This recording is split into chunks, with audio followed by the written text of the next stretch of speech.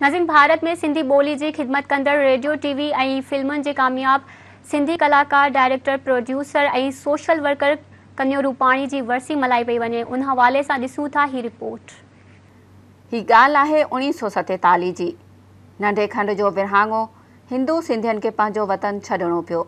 मिट माइट ख़ानदान विछड़ी विया, को किथे त को किथे। न रहण लाइ घर, न खाइण लाइ खाधो। केतिराई कुटुंब भारत जे मुख़्तलिफ़ शहरनि जे पनाहगीर कैंपुनि में वञी रहिया। मजबूर लाचार मायूस सिंध मां भारत पहुतल हिकु अहिड़ो ई कुटुंब सभु कुझु छॾे पंहिंजे ॿारनि बचनि सां अहमदाबाद जे पनाहगीर कैंप में लथो, जंहिंमें हिकु 5 सालनि जो ॿार बि शामिलु हो। घर जे वॾे कोयले ऐं काठियुनि जो हिकु नंढड़ो कारोबार शुरू कयो, जेको बदकिस्मती सां जल्दी बंदि थी वियो। हिन मासूम ॿार पंहिंजे पितकड़नि हथनि में स्कूली किताबनि सां गॾु रांदीका, फटाका, रुमाल ऐं अख़बारूं खयूं ऐं लही पियो ज़िंदगी जे मैदान में। 10-10 कलाक बर्फ़ घिरड़े बर्फ़ जा गोला ठाहींदो रहियो। पर आहिस्ते आहिस्ते वक़्तु बदिलियो, हालतूं बदिलियूं ऐं महिनत रंग लाथो। हुन मैट्रिक मस पास कई त खेसि इंडियन एयरफोर्स मां अपॉइंटमेंट लेटर आयो ऐं हीउ निकिरी पियो हिकु नई मंज़िल तरफ़, जंहिं बाद हुन ज़िंदगी जूं केतिरियूं ई मंज़िलूं तय कयूं ऐं अॼु जंहिं मुक़ाम ते ही शख़्स पहुतो आहे, असीं मथसि फ़ख़्रु कयूं था। हीअ आहे सिंधी रंगमंच, रेडियो, टीवी ऐं फिल्मुनि जो कामयाब कलाकार, डायरेक्टर, प्रोड्यूसर ऐं सोशल वर्कर कन्यो रूपाणी। कन्यो रूपाणी जो अदाकारी ॾांहुं लाड़ो कीअं थियो, उन हवाले सां हू पंहिंजे वाता ॿुधाए थो त मूंखे स्कूल लाइफ खां वठी इहो शौक़ु रहियो आहे। ऐं जीअं मां तव्हांखे चवां, 4थे दर्जे खां पहिरीं प्राइमरी स्कूल में मूंखे शरण कुमार जो रोल न मिलियो, 4थे दर्जे में तॾहिं। उन खां पोइ हायर सेकेंडरी में आयासीं त सिंध मॉडर्न हाई स्कूल में 7थे दर्जे में मूंखे काबुली वाला जो रोल ॾिनो, जेको तमामु सुठी तरह सां निभाए सघियुसि मां। ऐं उन खां पोइ त सिलसिलो चालू ई हो। स्कूलनि में जेके बि एंटरटेनमेंट कल्चरल प्रोग्राम थींदा हुआ, उन में मूंखे खणंदा हुआ। मैट्रिक पास करण खां पोइ एयरफोर्स में वियुसि, त एयरफोर्स में त कल्चरल प्रोग्राम थींदा ई आहिनि। ऐं उते बि एंटरटेनमेंट प्रोग्रामनि जो इंचार्ज ई मूंखे करे छॾियो। त प्रोग्राम उते बि हूंदा हुआ, drama, one act play, mimicry, गाना, गीत, कवालियूं, सभिनी में बिल्कुलु बहिरो वठंदो हुउसि ऐं एक्टिव हूंदो हुउसि। एयरफोर्स मां रिटायर थियण खां पोइ जॾहिं मां रिटायर थी आयुसि त सिंधी स्टेज ते वठी वञण जो शर्फ़ मां सिर्फ़ु सिंधू कलाकार मंडल जे चंद्र सावनाणीअ खे ॾींदुसि, जंहिं मूंखे सिंधी स्टेज ते इंट्रोड्यूस कयो। ही 1972 जी ॻाल्हि आहे, जॾहिं कन्हैया रूपाणी एयरफोर्स मां रिटायर करे आयो। लकली उन ई वक़्तु असांजो हिकिड़ो वैराइटी प्रोग्राम सिंधू कलाकार मंडल जो डिसाइड थियल ई हुयो। टैगोर हॉल, अहमदाबाद जो बहितरीनु हॉल, ऐं अहमदाबाद जे टैगोर हॉल में पहिरियों प्रोग्राम उते कन्हैया रूपाणीअ 200 में पेश कया। हिकिड़ो मॉडर्न रामायण, ॿियो जूनियर महमूद।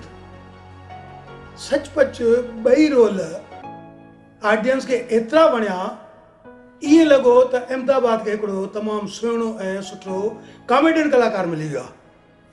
उन ॾींहं खां वठी अॼु ॾींहं ताईं क़रीबन 45 साल थिया आहिनि। भॻवान जी दया सां चंद्र सावनाणीअ सां गॾु अॼु बि वे वीचारनि सां हलंदा आहियूं त भई को न को सुठो प्रोग्राम ॾियूं। ऐं उन सां कलूमल बलूमल पैदा थियो, जेको GTPL ते। कन्यो रूपाणी केतिरनि ई नाटकनि में कमु कयो आहे। साॻी छोकिरी सां तुंहिंजे पुट जी शादी थींदी त 4थे ॾींहुं मरंदे। महाराज उन चिंता न कर, कन्या पटिजी वई आहे। अच्छा, उनजी भेण सां थी उन जी शादी थी महाराज। कोई ठीक, कोई ठीक।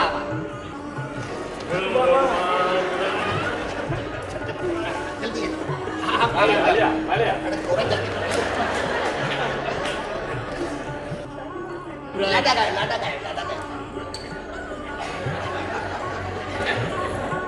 कन्यो रूपाणी जो अदाकारी ॾांहुं लाड़ो कीअं थियो, उन हवाले सां हू पंहिंजे वाता ॿुधाए थो त एक्टिंग जो टोटल कंसेप्ट ऐं जेको मतिलबु आहे, सिर्फ़ु जेको केरु सुठी एक्टिंग करणु चाहे थो या जेको एक्टिंग करे थो, उनखे सम्झी जाए सघे ऑब्ज़र्वेशन जेका आहे उहा मेन आहे। बिल्कुलु। ऐं ॿी कुदरती जेका देन आहे उहा आहे जेके मसल्स जी जेका मूवमेंट आहे, एक्सप्रेशंस, फ्लेक्सिबल मसल्स वारो सुठो कलाकार थी सघंदो आहे। ऐं उहो कुदरती सभिनी खे कोन हूंदो आहे, कंहिंखे स्टिफ स्टिफ मसल्स वारा हूंदा आहिनि जिनखां एक्टिंग न उन्हनि लॻंदी आहे भई एक्टिंग करे पियो बराबरि। पर सही मायने में जेका मसल्स जेके मुंहं जा थिया अखरनि जा थिया हथनि जा थिया ये जेके बि मूवमेंट जिन खे फ्लेक्सिबल आहिनि उहे सुठा कलाकार साबित थिया। कन्हैया रूपाणी केतिरनि ई नाटकनि में कमु कयो आहे जिन में 3 एक्ट प्ले 1 एक्ट प्ले 50 खां मथे रेडियो नाटक टीवी सीरियल ऐं सिंधी फिल्मुनि में लाजवाब रोल करे मदाहनि जी दिलियनि ते राज कयो आहे। संदसि मशहूरु नाटकनि में बाबा मां शादी कंदुसि, हाय मुंहिंजी ससु, खूनी चंबो, मूंखे शर्म थो अचे, समाज सेवक, मॉडर्न रामायण ऐं फिल्मुनि में डबल स्टैंडर्ड। हिर फुहारे वेहंदे त ॾे वठ में कसु लॻंदी। सेठ गोदूमल ॾाढा ई होशियारु माण्हू आहे। ॾेती लेती जी हा पहिरीं पक करे हाणे त चओ मूरो त हुन खां सवाइ थींदो।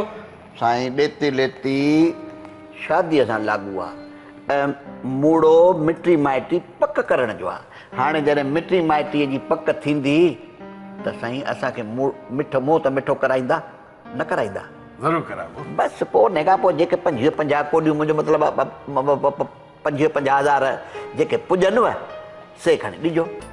काको कलूमल, स्टूडेंट यूनियन ऐं नाज़ुक रिश्तो शामिल आहिनि जिन में हिन जी कयल लाजवाब अदाकारी हमेशह यादि रहंदी। हाणे सभिनी ॻाल्हियुनि खे छॾे ॾियो, हींअर ही रिश्तो जुड़ी न सघंदो, इनखे हाणे छॾाइण में सभिनी जो भलो आहे। कन्हैया रूपाणी जी बनी पूनम रूपाणी बि साणसि गॾु नाटकनि में कमु कयो। उन हवाले सां पूनम रूपाणी ॿुधाए थी त जीअं त नंढे हूंदे खां वठी मूंखे नाटकनि जो स्टेज ते अचण जो तमामु घणो शौक़ु हूंदो हो ऐं स्कूली लाइफ में मूं स्टेज ते शो कया ऐं स्टेज ते मूं प्रोग्राम वग़ैरह ॾिना हुआ नंढे हूंदे ई। उन खां पोइ शादीअ खां पोइ जॾहिं मां हिननि खे तमामु घणी यानी स्टेज ते हिननि खे प्रोग्राम कंदो ॾिसंदी हुअसि ऐं ही स्टेज ते तमामु घणो ईंदा हुआ ऐं मूंखे ख़ुदि खिलाईंदा कंदा हुआ ऐं तमामु घणी सुठी मिमिक्री वग़ैरह करे मूंखे खिलाईंदा हुआ। त उन हिसाब सां मां बि इंस्पायर थियसि, मूंखे प्रेरणा मिली त मां हिननि सां गॾु स्टेज ते अचां। सिंधु कलाकार मंडल में आणण वारा मुंहिंजा पुटु मिस्टर रूपाणी हिननि जे सपोर्ट खां सवाइ, हिननि जे फैमिली जे सपोर्ट खां सवाइ मां स्टेज ते न अची सघां हा। उन्हनि मूंखे तमामु घणो सपोर्ट कयो, उन हिसाब सां ई मां स्टेज ते अची सघियसि। हिननि सां गॾु मूं घणेई नाटक कया जीअं त बाबा मां शादी कंदुसि, मूंखे शर्म थो अचे, हाय मुंहिंजी ससु, खूनी चंबो ऐं फुल लेंथ नाटक हुआ ऐं उन खां सवाइ ॿिन्ही जो लीड रोल हूंदो। बराबरि। जीअं त उन ज़माने में लेडीज़ खे स्टेज ते अचणु ॾाढो ॾुखियो हूंदो हो, तंहिं हिसाब में बि मुंहिंजी फैमिली ऐं मुंहिंजे ॿारनि जे सपोर्ट खां सवाइ मां स्टेज ते न अची सघां। अरे वाह, क्या बात है।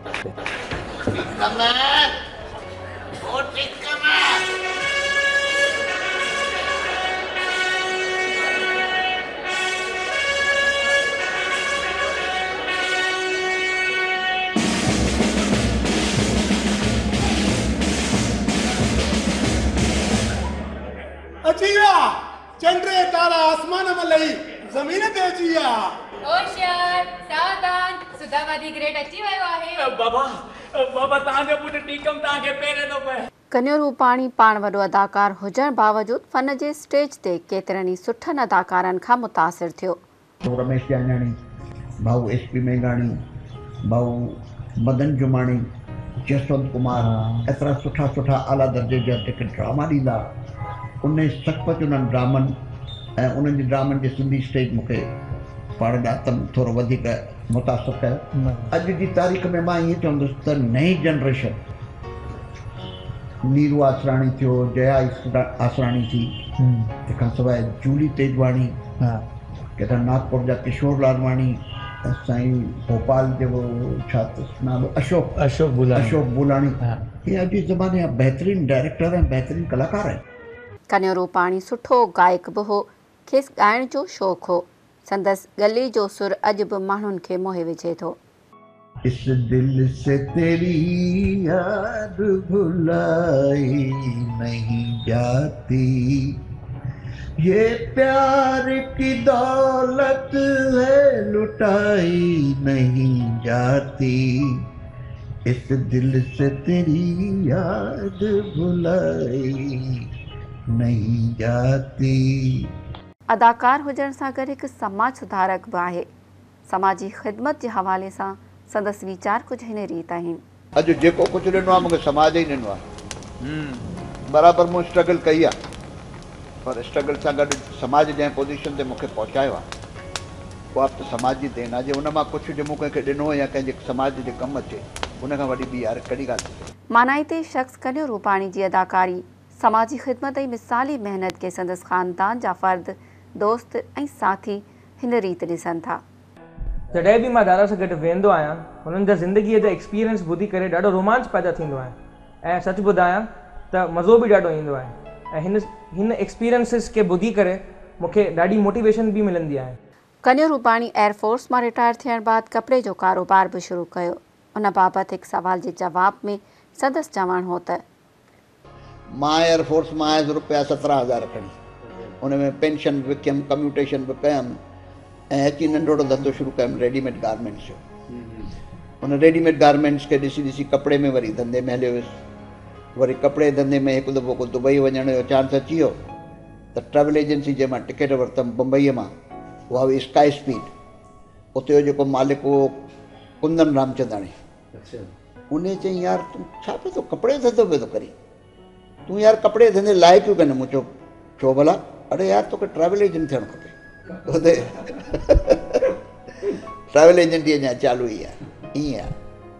त हाणे ट्रेवल एजेंसीअ सां गॾोगॾु वरी हिकिड़ो प्लॉट मिली वियो हिकिड़े ठहियल ट्रेवल एजेंसीअ सुञाणप में, उते बि वरी होटल नंढड़ी ठही वई आहे। हाणे सभु धंधा जीअं जीअं परमात्मा ॾींदो वियो तीअं तीअं हलाईंदो वियुसि। बसि ज़िंदगीअ में घणेई लाहियूं चाढ़ियूं तकलीफ़ूं आयूं, पर हिकिड़ी ॻाल्हि ई बसि उहा ई हिकिड़ो देवानंद जो गानो, मैं ज़िंदगी का साथ निभाता चला गया। जय झूलेलाल। असांजो श्री कन्हैया रूपाणी कला ॾात धणी आहे। मां कन्हैया रूपाणीअ खे नंढपण खां स्कूली जीवत खां वठी सुञाणा। न सिर्फ़ु हुन सामाजिक कम कया आहिनि, पर हुन केतिरा ई सिंधियत जा कम पिणु कया आहिनि ऐं नंढपण खां वठी हू पंहिंजे सिंधी कला सां बिल्कुलु वफ़ादार रहियो आहे। मूं नंढपण खां वठी असां कन्हैयालाल जा मूं नाटक ॾिठा आहिनि, न सिर्फ़ु ॾिठा आहिनि पर माणिया बि आहिनि ऐं अॼु ॾींहं ताईं उन जे नाटकनि जूं केतिरा किरदार मुंहिंजे ज़हनी कैनवास ते नाच कंदा रहंदा आहिनि ऐं उन जा चयल डायलॉग, चयल उन जी गुफ़्तगू मुंहिंजनि कननि में ॿुरंदी आहे ऐं उन शर्त मां पाणनि जो हिकु सकून महसूसु कंदो आहियां, छाकाणि त कन्हैयालाल खे डायलॉग चवण जो हिकु ख़ासि अंदाज़ आहे। मूंखे ॾे फोन, अड़े ने बाने भेजा पुट, मां तोखे हाई कोर्ट में वठी वेंदो आहियां, हाई कोर्ट में। बाबा मूंखे ॾियो फोन, मां हिनखे सुप्रीम कोर्ट ताईं किली ॾींदुमि। अड़े तूं मूंखे ॾे सुप्रीम कोर्ट जा, मां तोखे ने बन ने बेया बच्चा, मां तोखे यूएनओ में वठी वेंदुसि। रूपाणी साहब हिकु कलाकार आहिनि ऐं हुनजी कलाकारी जी हिकु ख़ासियत जेका मूं नोट कई जॾहिं मां नंढो हूंदो हुउसि, नंढे हूंदे जॾहिं श्री रमेश यानी चंदर सावराणी साहब खे पंहिंजा नाटक मुंबई में पेश करण लाइ घुराईंदा हुआ त रूपाणी साहब उन्हनि जे ग्रुप जो हिसो हमेशह रहिया आहिनि ऐं आहिनि। ऐं हू जॾहिं मूं ते ईंदा हुआ त मां हुननि खे थोरो ऑब्ज़र्व कंदो हुउसि त मूंखे ईअं लॻो त रूपाणी साहब जो जेको तरीक़ो आहे कमु करण जो उहो इहो आहे त जे उन्हनि खे उहो किरदारु वणे थो, दिलि सां करणु चाहिनि था, त उन किरदार जे लाइ एॾी महिनत कंदा, उन किरदार में एॾो घुसी वेंदा जो ॾिसण वारे खे ख़बर ई न पवंदी त हू रूपाणी साहब खे ॾिसी रहियो आहे या उन किरदार खे ॾिसी रहियो आहे। हाँ डेडू। हिक महीने मूंखे गारियूं ॾिनियूं। कन्हैया रूपाणीअ जी अदाकारी ॿियनि खां मुख़्तलिफ़ आहे। ॾाढो चर्चाई अथव, जॾहिं चर्चा कंदो आहे त ॿिया सभु पिया खिलंदा आहिनि पर पाण गंभीर ई रहंदो आहे ऐं इहा ख़ासियत हर कंहिं में कान हूंदी आहे। हू बिल्कुलु किरदार में समाइजी वेंदो आहे ऐं इन जे लाइ हुनजी जेका अदाकारी आहे हू किरदार में समाइजी ॾाढी सरलता सां पंहिंजी एक्टिंग कंदो आहे ऐं इन जे करे हू कामयाबु अदाकार आहे। कन्हैया कन्हैया रूपाणी आहे। फोन रखी छॾे भागे फोन रखी छॾियो। मूंखे त मिठो धकु हणी कढियईं। पुट जी बि माइटी टुटी त धीउ जी बि टुटी। हाणे मां कंहिंखे मुंहुं ॾेखारण जे लाइक़ु ई न रहियसि। अड़े शीतल मां त सच में चयो। श्री कन्हैयालाल रूपाणी ईअं त नाटककार, मिमिक्री कंदड़, त ही मल्टी टैलेंटेड पर्सनालिटी आहे। हिंदू सर्कल हुजे, भारतीय सिंधु सभा हुजे या सिंधी पेंशनर्स एसोसिएशन हुजे, इन्हनि सभिनी संस्थाउनि सां कुल्हो मिलाए हिक ॿिए जो दर्द सम्झी ऐं चुपचाप करे कमु करणु। जॾहिं हिननि पंहिंजे नमूने सुखमनी साहिबु जेको आहे उहो पिए ठाहियो त एतिरो वीचारे की का चीज़ बराबरि चीज़ माण्हुनि जे हथ में अचे। उन में बि तमामु घणी महिनत करे जुदा जुदा ऑडियो बुक्स काको कलूमल ऐं ॿिए बि अहिड़ा जेके आहिनि समाज खे जेको आहे सिंधी समाज लाइ उन्हनि ॾिना आहिनि। असां कई उमेद त श्री कन्हैयालाल रूपाणी अञा बि सिंधियत जा घड़ा भरींदा ऐं घणो कुझु अञा उन्हनि मां जेको अंदरि जो कलाकार आहे, अंदरि जेके उन्हनि जा जज़्बा आहिनि, उहे उन्हनि जो जेको आहे असां सभिनी खे लाभ मिले, अहिड़ियूं असां शुभकामनाऊं ॾियूं था श्री कन्हैयालाल रूपाणी जी खे। धन्यवाद। कन्हैया रूपाणी जी ज़िंदगी शाहकार सिंधी गीत, आंधी में जोत जलाइण वारा सिंधी, मिट्टी खे सोन बणाइण वारा सिंधी, सिंधी जी सही मायना में तर्जुमानी करे थी। अहिड़े मेहनती शख्स, शाहकार कलाकार, प्रोड्यूसर ऐं सोशल वर्कर खे सलाम पेश करियूं था।